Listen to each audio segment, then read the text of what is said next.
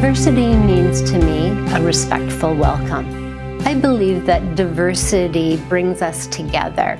It crosses silos. And by sharing our differences, it makes our knowledge stronger and our voice more inclusive.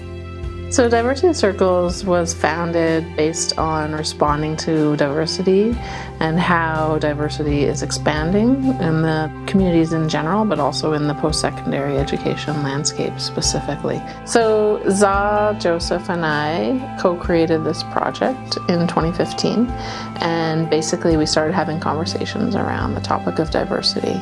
So the Diversity Circles project is based around equity within the Faculty and Staff Association. Because of my father's residential school upbringing, he was a young boy who was, 5 years old, and he was shoveling coal in the basement of a residential school in northern British Columbia.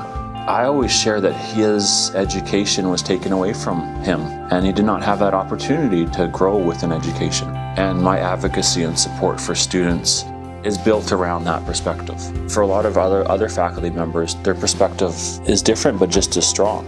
For me, the project's really about building relationships with our entire community here at BCIT so that we can have conversations around diversity and, in this case, around the focus areas. There's all kinds of elements to it. There's elements around the events, there's the workshops, there's the pieces that we write, but really for me, it's about the relationships that we build through this process. I came into this and realizing that we could celebrate these groups using an Indigenous framework. When we think of an Indigenous framework, we think, okay, who am I? That's where we start. What's in your heart? And that's why we're seeking staff and faculty right now to say, what are your gifts? What resonates for you? Eventually, we're going to reach out to students and ask them the same question so we can match those two groups together. And then reaching out to the extended community, the people who are stakeholders to this school, and saying, what are your gifts? And how can you be a part of celebrating diversity? Gifts is looking at really how individuals are holding gifts within themselves that they may or may not have expressed, and providing a safe place to do that. You're then able to find not only similarities with others in a mentor relationship, but also you're able to express, the joy and happiness that comes with that. I'd say 25 years went into this piece. There was a lot of research into digging up classic Coast Salish artwork. My tradition as a carver is to help tell this story to enough people so that on the day we raise it, they take up responsibility and can tell the stories themselves. My involvement in the logo existed already, and I was asked to add some Coast Salish elements to it. They're part of Coast Salish art, but they don't have specific meanings themselves. But to include those symbols is recognizing local First Nations, is recognizing Indigenous culture, and maybe in a more general way.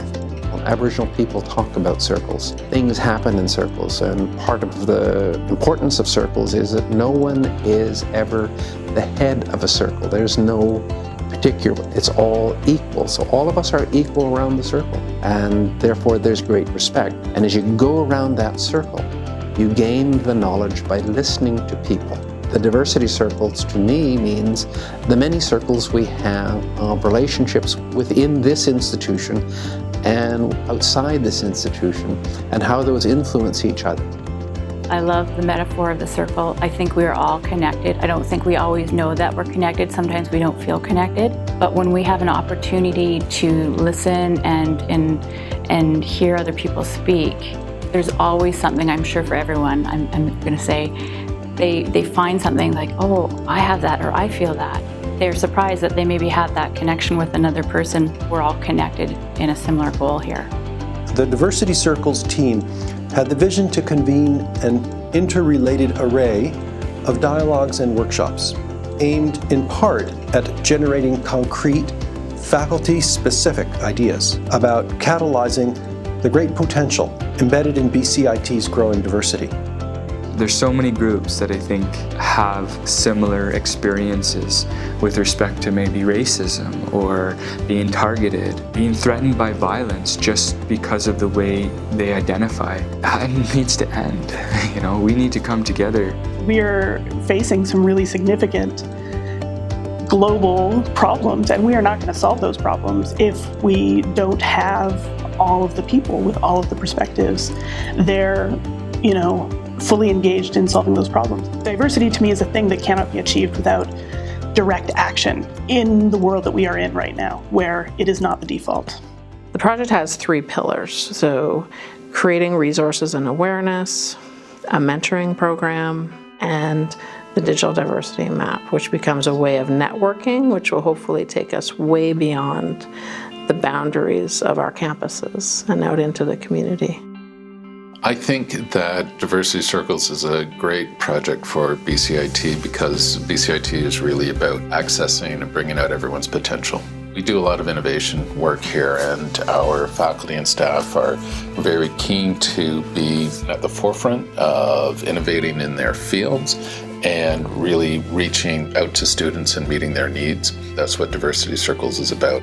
I know the golden rule is treat others the way you want to be treated, and I actually believe it should be treat others the way they want to be treated, because everyone's different and everyone's got a different way that they want to live in this world, and I think if you can respect that and respect how they want to be living, to me that's diversity. It's giving that space for everyone to be who they want to be.